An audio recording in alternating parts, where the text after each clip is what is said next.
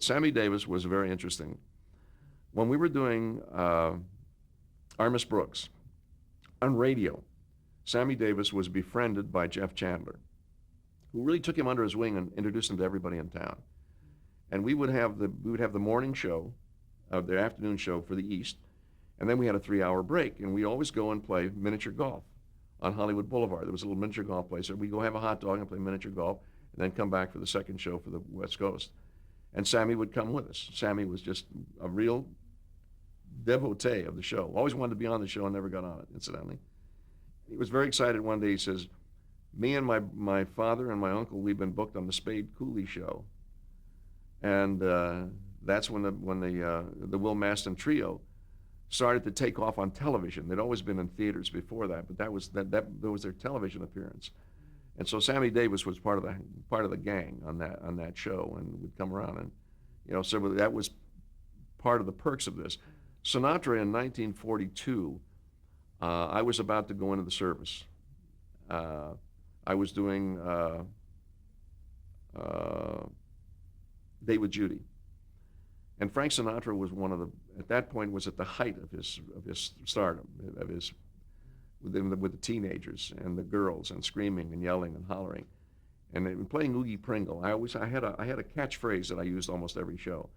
I'd come in, I'd open the door, and it was one of those things that we did in radio. There was always something, Jack Benny had it, other people had it. Mine was, I'd come to the door and I'd say, "Hi, Judy, I'm glad to see you." I'm going, "Hey, boy, do you look snazzy." Whatever, I would work that into whatever I was saying. Well, now in this show, we had our own orchestra on A Date with Judy, which was about 25 pieces and an audience. And now here comes Frank Sinatra. He brings Gordon Jenkins and his orchestra. Now we've got 900 people in the orchestra. And what happens in the show is Frank Sinatra, we go to see a Frank Sinatra movie, Judy and I, and he sings Night and Day or whatever it is.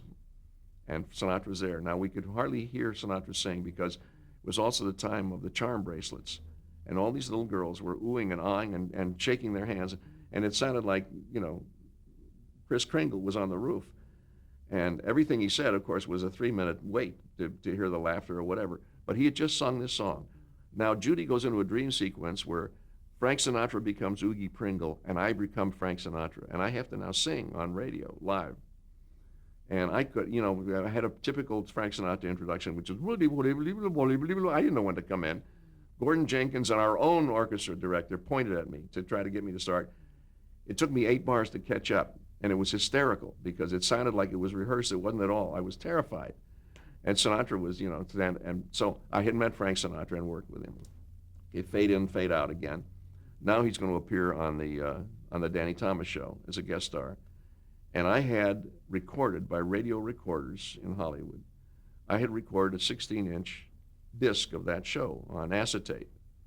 And I had it transferred onto cassette and gave a copy to Frank. So I was able to say, this was really the beginning of your career, Sinatra. So you have us to thank for. If you had not appeared on Date with Judy, you would have been nobody.